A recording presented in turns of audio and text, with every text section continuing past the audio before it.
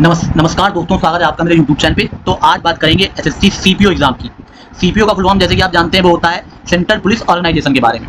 तो इसमें जो है एसएससी की तरफ से बिल्कुल नया नोटिफिकेशन आज ही आया हुआ है, जिसमें सब इंस्पेक्टर इन दिल्ली पुलिस और सेंट्रल आर्म पुलिस फोर्सेस के लिए जो है भर्ती निकली हुई है। तो इसमें देखिए आपकी जो फॉर्म जो सबमिशन मतलब जो शुरू हुआ है, फॉर्म भरना शुरू हुआ है वो 26 सितंबर से शुरू हुआ है और ये आपका 16 अक्टूबर तक चलेगा। जैसे कि आप यहाँ देख सकते हैं 26 सितंबर से लेकर के 16 अक्टूबर तक आपके फॉर्म भरने की डेट है। और लास्ट डेट जो है वो ऑनलाइन फॉर्म की जो रिसिप्ट है, जो आपने ऑनलाइन पेमेंट की होगी या ऑनलाइन एप्लीकेशन जो होगा, वो भी 16 अक्टूबर को रात के 11 बजे तक आप उसकी रिसिप्ट जो है उसकी पेमेंट जो है रिसिप्ट डाउनलोड कर सकते हैं। उसके अलावा ऑनलाइन पेमेंट करने की लास्ट डेट जो है वो 17 अक्टूबर के रात के 11 बजे तक आप ऑनलाइन पेमेंट कर सकते हैं। और करेक्शन करने की जो डेट रहेगी, अगर आपसे कुछ गलत हो जाता है तो उसको करेक्शन करने की डेट जो है वो 24 अक्टूबर से 26 अक्टूबर 2025 तक रहने वाली है। उसके बाद ये जो आपका कंप्यूटर बेस्ड एग्जामिनेशन जो होगा वो नवंबर दिसंबर 2025 में ये आपका एग्जाम दिया जाएगा। अब आगे बढ़ते हैं, इसके बारे में और जानकारी जान लेते हैं। तो देखिए ये जो स्टाफ सिलेक्शन कमीशन है, इसके द्वारा जो है रिक्रूटमेंट निकाला गया है सब इंस्पेक्टर इन दिल्ली पुलिस और सेंट्रल आर्म पुलिस फोर्सेस, जिसको सीएपीएफ बोलते हैं, उनके लिए। तो अब आइए इनके बारे में और जानकारी देते हैं। तो देखिए सब इंस्पेक्टर जो जीडी होता है, इसकी सीएपीएफ में जो सैलरी होती है पे स्केल लेवल 6 का मिलता है। तो इसकी जो सैलरी है वो आपकी 35,400 रुपए से लेकर के 1,12,400 पर मंथ रहती है। ये नॉन गजेटेड पोस्ट है, नॉन मिनिस्ट्रियल पोस्ट भी है। फिर सब इंस्पेक्टर जो एग्जीक्यूटिव होता है मेल और फीमेल दिल्ली पुलिस में, इसकी जो सैलरी रहती है वो भी लेवल 6 की रहती है और इसमें 35,400 रुपए से लेकर के 1,12,400 रुपए तक इसकी सैलरी रहती है। और इसको क्लासिफाइड किया जाता है कि ग्रुप सी की जॉब है दिल्ली पुलिस में। अब उसके बाद जो है हम वैकेंसीज के बारे में जो है जान लेते हैं कि कहाँ कितनी वैकेंसी जो है वो निकली हुई है। तो आइए उसके बारे में जान लेते हैं। तो देखिए जो अनरिजर्व कैटेगरी के लिए सबसे पहले दिल्ली पुलिस मेल की जो वैकेंसी निकली हुई है उसके बारे में जान लेते हैं। तो देखिए जो यहाँ पर अनरिजर्व कैटेगरी है, ओपन वैकेंसी जो है उसमें अनरिजर्व कैटेगरी के लिए 50 हैं, ओबीसी के लिए 27 हैं, एससी के लिए 15, एसटी के लिए 8, ईडब्ल्यूएस के लिए 14। तो ऐसे ओपन वैकेंसी जो है वो टोटल हो जाएंगी 114। उसके अलावा जो एक्स सर्विसमैन अदर्स की कैटेगरी में आते हैं उनके लिए देखिए 8 वैकेंसीज हैं टोटल। उसके बाद एक्स सर्विसमैन जो स्पेशल कैटेगरी में आते हैं उनके लिए भी देख सकते हैं आप 6 वैकेंसी हैं। और 10% रिजर्वेशन जो है वो डिपार्टमेंटल कैंडिडेट यानी कि दिल्ली पुलिस के जो डिपार्टमेंट के कैंडिडेट्स हैं उनके लिए 10% यहाँ पर सीटें रिजर्व रखी गई हैं, जो कि कुल मिलाकर हो जाती है 14। तो इस तरह से जो सब इंस्पेक्टर एग्जीक्यूटिव है दिल्ली पुलिस मेल, उसमें टोटल वैकेंसी है 142। ऐसे ही आप देख सकते हैं दिल्ली पुलिस की जो फीमेल सब इंस्पेक्टर एग्जीक्यूटिव है उनके लिए ओपन वैकेंसी टोटल यहाँ पर 70 है, जिसमें आप देख सकते हैं कि अनरिजर्व के लिए 32, ओबीसी के लिए 17, एससी के लिए 9, एसटी के लिए 5 और ईडब्ल्यूएस के लिए टोटल यहाँ पर 7 वैकेंसी है। और ऐसे ही टोटल वैकेंसी भी यहाँ पर 70 ही है। तो यहाँ पर ओपन वैकेंसी है, कोई भी इसमें एक्स सर्विसमैन वगैरह के लिए वैकेंसी फीमेल के लिए दिल्ली पुलिस एग्जीक्यूटिव की नहीं है। उसके बाद देखिए अब सीएपीएफ में जान लेते हैं। तो सीएपीएफ में देखिए टोटल वैकेंसी जो है वो कितनी है। सीएपीएफ के लिए आप देख सकते हैं यहाँ पर 2861 जो है वो टोटल वैकेंसी है मेल और फीमेल मिला करके। और 286 वैकेंसी जो है वो 10% जो रिजर्व है वो एक्स सर्विसमैन के लिए। अब यहाँ पर आप अपना देख सकते हैं कि सीआरपीएफ में मेल के लिए अनरिजर्व के लिए 407, फीमेल के लिए 10, बीएसएफ में मेल के लिए 87 अनरिजर्व के लिए और फीमेल के लिए 4। इस तरह से आप यहाँ पर कैटेगरी वाइज अपना देख सकते हैं कि किसमें कितनी वैकेंसी है। तो आप इनका टोटल करेंगे तो 28 वैकेंसी जो है यहाँ पर आ जाती है। अब उसके बाद चलिए आगे बढ़ते हैं। तो ये हो गया ब्रेकडाउन वैकेंसी का। अब देखिए तो रिजर्वेशन देखिए इसमें जो है सब इंस्पेक्टर की जो पोस्ट निकली हुई है एग्जीक्यूटिव की दिल्ली पुलिस मेल के लिए, उसमें एक्स सर्विसमैन और स्पेशल कैटेगरी के जो एक्स सर्विसमैन है उनके लिए रिजर्वेशन जो है 10% की सीट रिजर्व की गई है। उसमें कौन कौन से लोग आते हैं वो यहाँ पर हाईलाइट कर लिया गया है, जैसे कि एक्स सर्विसमैन आ जाएंगे और जो एनएसजी स्पेशल फोर्स जो होती है उसके आ जाएंगे और क्वालिफाइड इंस्ट्रक्टर्स आ जाएंगे जो ग्रेड कमांडो के हैं और नेवी और एयरफोर्स के जो कि स्पेशलाइज कमांडो के रूप में कार्य कर चुके हैं, वो सारे लोग इसमें जो है आ जाएंगे। अब उसके बाद नेशनलिटी और सिटीजनशिप की बात कर लें तो जाहिर सी बात है आपको इंडिया का सिटीजन हो तो चल जाएगा, नेपाल और भूटान इन तीनों के आप सिटीजन हैं तो आप इस फॉर्म को भर सकते हैं। अब देखिए एज लिमिट जो है वो आपकी 1 अगस्त 2025 से यहाँ पर जो है एज लिमिट कैलकुलेट की जाएगी। फॉर्म आज से भरना शुरू हुए हैं, इसका मतलब ये नहीं है कि एज लिमिट आज से, एज लिमिट जो है वो आपकी 1 अगस्त 2025 से कैलकुलेट की जाएगी, ठीक है। और आपकी एज लिमिट जो है वो 20 से 25 साल के बीच में होनी चाहिए। देखिए लिखा हुआ है 20 से 25 साल। इसका मतलब जो है वो कैंडिडेट जो है उसको 2/8/2000 यानी कि 2 अगस्त 2000 से पहले पैदा नहीं हुआ होना चाहिए और 1 अगस्त 2005 के बाद पैदा नहीं हुआ होना चाहिए। यानी कि आप ये कह सकते हैं कि जो आपका जन्म है वो 2 अगस्त 2000 से लेकर के 1 अगस्त 2005 के बीच में अगर हुआ है तो आप इस फॉर्म को भर सकते हैं। अब एज रिलैक्सेशन में देखिए एससी एसटी को 5 साल का, ओबीसी को 3 साल का और एक्स सर्विसमैन को 3 साल का रिजर्वेशन जो है वो यहाँ पर मिला हुआ है। ऐसे ही विडोज डाइवोर्स वुमेन जो है ये 35 साल तक इसको भर सकती हैं। ऐसे ही विडोज डाइवोर्स वुमेन जो एससी एसटी कैटेगरी से आती हैं वो 40 साल तक इस फॉर्म को भर सकती हैं। डिपार्टमेंटल कैंडिडेट जो अनरिजर्व और ईडब्ल्यू से आते हैं वो 30 साल तक इसको भर सकते हैं। और जो दिल्ली पुलिस के डिपार्टमेंट के कैंडिडेट्स हैं ओबीसी के वो 33 साल तक और दिल्ली पुलिस के डिपार्टमेंटल कैंडिडेट जो एससी एसटी के हैं वो 35 साल तक इस फॉर्म को भर सकते हैं।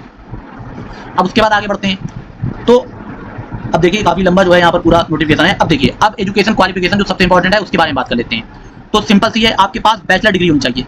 बैचलर डिग्री आपके पास अगर है किसी भी रिकॉग्नाइज्ड यूनिवर्सिटी और इक्विवेलेंट से किसी भी विषय में, उससे कोई लेना नहीं है, तो आप जो है इस फॉर्म को भर सकते हैं। और देखिए इसमें लिखा है the candidates who have appear in their bachelor degree और equivalent examination can also apply. जो मतलब अगर आप अपने बैचलर डिग्री के फाइनल ईयर में हैं तो भी आप भर सकते हैं, लेकिन आपके पास जो क्लोजिंग डेट है एप्लीकेशन की, जो कि शायद 16 अक्टूबर, शायद ऊपर मैंने आपको बताई थी, जो कि 16 अक्टूबर है, तो उससे पहले पहले देख लेते हैं एक बार, ये देखिए। हाँ, तो 16 अक्टूबर यानी कि 16 अक्टूबर से पहले पहले आपके पास जो है आपका जो डिग्री जो आपको है वो आपके पास होनी चाहिए। यानी कि फॉर्म भरने की जो लास्ट डेट है उससे पहले अगर आपका ग्रेजुएशन कंप्लीट हो जाता है और अपने आप लास्ट ईयर में है तो भी आप उसके लिए अप्लाई कर सकते हैं। क्यों लिखा है closing date of receipt of application, यानी कि जो रिसिप्ट ऑफ एप्लीकेशन है जो कि 16 अक्टूबर है उससे पहले आपके पास जो है आपकी डिग्री होनी चाहिए, तो आप जो है इसके लिए तब भी अप्लाई कर सकते हैं। तो ये हो गया आपका एजुकेशन क्वालिफिकेशन। अब देखिए इसमें एक चीज मैंने आपके हाईलाइट कर दी है जो आपके लिए जानना जरूरी है। अगर आप सब इंस्पेक्टर दिल्ली पुलिस के लिए अप्लाई करते हैं और मेल कैंडिडेट्स हैं, फीमेल है तो ये लागू नहीं होगा, लेकिन अगर आप मेल कैंडिडेट्स हैं तो आपके पास एक वैलिड ड्राइविंग लाइसेंस होना चाहिए। देखिए यहाँ लिखा है valid driving licence for LMV, यानी कि मोटरसाइकिल और कार। एलएमबी का मतलब होता है लाइट मोटर व्हीकल। दो तरह के होते हैं, एक एलएमबी होता है, एक एचएमबी होता है, यानी हैवी मोटर व्हीकल और लाइट मोटर व्हीकल। तो यहाँ पर आपके पास valid driving licence light motor vehicle वाला होना चाहिए, मोटरसाइकिल और कार दोनों का होना चाहिए। एंड लिखा है यहाँ पर देखिए दोनों का, ठीक है। और वो भी कब होना चाहिए, जब आप फिजिकल इंड्योरेंस और मेजरमेंट टेस्ट के लिए आपको बुलाया जाएगा पी और एमटी, उस समय आपके पास होना चाहिए, तभी आप मेल कैंडिडेट आएगा तो आपके पास ये होना चाहिए, तभी आप इसके लिए एलिजिबल होंगे।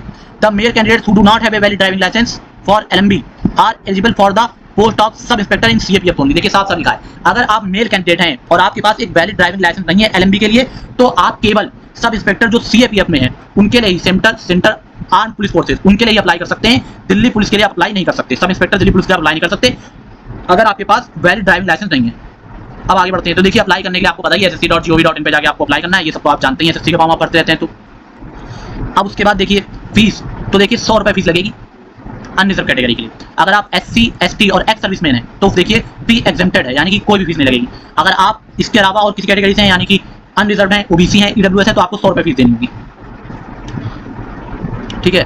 और अब देखिए फॉर्म करेक्शन में आपको बताया था 24 अक्टूबर से 26 अक्टूबर के बीच, 26 अक्टूबर की रात की 11 बजे तक आप जो है फॉर्म करेक्शन की विंडो खुलेगी तो आप कर सकते हैं। और देखिए लिखा है a candidate will be allowed the correct and resubmit his modified corrected application 2 times during the window for application form correction. मतलब आप केवल 2 बार ही करेक्ट कर सकते हैं अपने फॉर्म को, वो भी जब विंडो खुलेगी जो कि 24 अक्टूबर से 26 अक्टूबर की रात की 11 बजे तक खुलेगी। अब उसके बाद जब विंडो बंद हो जाएगी तो उसके बाद आप कोई भी चेंज या करेक्शन या मॉडिफिकेशन नहीं कर पाएंगे। अब सेंटर ऑफ एग्जामिनेशन तो देख लीजिए आप किस रीजन से आते हैं। सेंट्रल रीजन में बिहार उत्तर प्रदेश, तो बिहार उत्तर प्रदेश भागलपुर, मुजफ्फरपुर, पटना, आगरा, बरेली, गोरखपुर, झांसी, कानपुर, लखनऊ, मेरठ, प्रयागराज, वाराणसी, गया, ये सारे एग्जामिनेशन मैंने इनको हाईलाइट कर लिया। तो आप अपने रीजन के हिसाब से अपना एग्जामिनेशन सेंटर जो है वो देख लीजिएगा। तो देखिए ईस्टर्न रीजन का अलग दिया है, फिर उसके बाद कर्नाटका केरला रीजन के लिए अलग अलग दिए हुए हैं, तो ये है, ठीक है। तो ये आप इसमें देख लीजिएगा। उसके बाद देखिए आप जो है प्रेफरेंस आपको पता है 3 सेंटर की आप दे सकते हैं पूरे ऑल ओवर इंडिया से, तो आप 3 अपनी प्रेफरेंस दे दीजिएगा। उसके बाद अब पेपर क्या देखिए, पेपर 1 होएगा आपका, ठीक है, और पेपर 2, 2 पेपर होंगे। इसके अलावा आपका फिजिकल स्टैंडर्ड टेस्ट यानी कि पीएसटी, जिसको फिजिकल इंड्योरेंस टेस्ट पीईटी भी बोल देते हैं, और फिर डिटेल मेडिकल एग्जामिनेशन होगा। ये सारी चीजें आपकी होंगी। तो अब पेपर 1 देख जान लीजिए कैसा होगा। इसमें देखिए कुछ चेंज हुआ है तो उसको आप ध्यान समझ लीजिए। आपके यहाँ पर जनरल इंटेलिजेंस और रीजनिंग जो है वो 50 क्वेश्चन आएंगे, 50 नंबर के होंगे, ये तो आपको समझ में आ गया। जनरल नॉलेज और जनरल अवेयरनेस के भी 50 क्वेश्चन होंगे, 50 नंबर के होंगे। क्वांटिटेटिव एप्टीट्यूड के 50 क्वेश्चन होंगे, 50 नंबर के होंगे। और इंग्लिश कॉम्प्रीहेंशन आएगा इसमें, तो वो भी 50 नंबर के होंगे, 50, ठीक है, 50 क्वेश्चन होंगे, 50 नंबर के होंगे। अब देखिए इसमें आपको 2 घंटे टोटल समय मिलेगा। टोटल क्वेश्चन यहाँ पे कितने हो गए, 200। तो आपके पास टोटल क्वेश्चन हो गए 200, और इसके लिए आपको समय मिलेगा 2 घंटे। 2 घंटे का मतलब कितना होता है, 2 घंटे का मतलब होता है 120 मिनट। तो आप देख लीजिए टोटल क्वेश्चन 100 है और आपके पास समय है 120 मिनट का, तो 120 मिनट में जो है आपको ये 200 क्वेश्चन जो है करने होंगे। अब देखिए यहाँ पर एक चीज और लिखिए, with sectional timer of 30 minute for each part. ये जो है नया जुड़ गया है इस बार। अब आपको पूरा 2 घंटे के लिए चारों सेक्शन ओपन नहीं होंगे। जैसे आपने जनरल इंटेलिजेंस और रीजनिंग का सेक्शन किया तो इसके लिए आपको 30 मिनट मिलेगा। 30 मिनट में आपको 50 क्वेश्चन करने होंगे। फिर आप जनरल नॉलेज और जनरल अवेयरनेस पे जाएंगे तो फिर दूसरा सेक्शन का 30 मिनट मिलेगा, उसको आपको 50 मिनट करना होगा। भले ही आप जल्दी कर लें या लेट लें, आपको 30 मिनट का ही टाइम मिलने वाला है। और हर सेक्शन, जब एक सेक्शन आप पूरा कर लेंगे तभी अगला सेक्शन खुलेगा। तो हर सेक्शन के लिए आपको यहाँ पर 30-30 मिनट का जो है टाइम मिलेगा। तो इस तरह से पूरे 120 मिनट मिलेंगे और आपको 200 क्वेश्चन करने होंगे। हर सेक्शन में आपको 50 क्वेश्चन करने होंगे, 30 मिनट का टाइम मिलेगा। तो ये आपको समझ में आ गया होगा, ये चेंज हुआ है तो आप ध्यान समझ लीजिए। अब उसके बाद देखिए पेपर 2 जो है आपका, उसमें इंग्लिश लैंग्वेज और कॉम्प्रीहेंशन, यानी इसमें आपकी ग्रामर भी पूछी जाएगी, और ये 200 नंबर का होगा, ठीक है। 200 क्वेश्चन होंगे, 200 नंबर का होगा ये। इसमें भी आपको 2 घंटे का टाइम मिलेगा, लेकिन इसमें तो एक ही सेक्शन है तो पूरा 2 घंटे मिलेगा, 2 घंटे में आपको करना होगा। इसमें आपका इंग्लिश लैंग्वेज यानी कि ग्रामर और कॉम्प्रीहेंशन दोनों टेस्ट किया जाएगा। अब देखिए दोनों पेपर जो यहाँ लिखा है, question in both paper will be objective multiple choice question, यानी कि चाहे ये आपका पेपर 1 हो चाहे आपका ये पेपर 2 हो, दोनों में ही जो क्वेश्चन रहेंगे वो सारे ऑब्जेक्टिव टाइप के रहेंगे। और देखिए इसमें नेगेटिव मार्किंग भी है 0.25 मार्क की। अगर आप एक क्वेश्चन सही करते हैं तो आपको 1 नंबर मिलेगा, गलत करते हैं तो 1/4 यानी कि 0.25 मार्क्स जो है वो आपके प्रत्येक जो क्वेश्चन आप गलत करेंगे वो पेपर 1 और पेपर 2 दोनों के लिए नेगेटिव मार्किंग है ये, तो आपका जो है नंबर काट लिया जाएगा। तो ये हो गया। फिर उसके बाद अब देखिए, अब ये आपका पूरा सिलेबस है, मैंने हाईलाइट कर लिया, इसको आप पढ़ लीजिएगा। जनरल रीजनिंग का सिलेबस है, क्या क्या पूछा जाता है ये सारी चीजें आप पढ़ लीजिएगा। वैसे आपको पता है वही चीजें जो रीजनिंग में होती हैं। और फिर general knowledge, general awareness, history और करंट अफेयर के जो क्वेश्चन है वो सब पूछे जाते हैं, वो आप देख लीजिएगा। उसके बाद ये आपकी है क्वांटिटेटिव एप्टीट्यूड यानी कि मैथमेटिक्स। तो मैथ में देखिए बहुत सारी मैंने हाईलाइट कर लिया, देख लीजिएगा। फिर इंग्लिश कॉम्प्रीहेंशन में देख लीजिएगा क्या पूछा जाता है।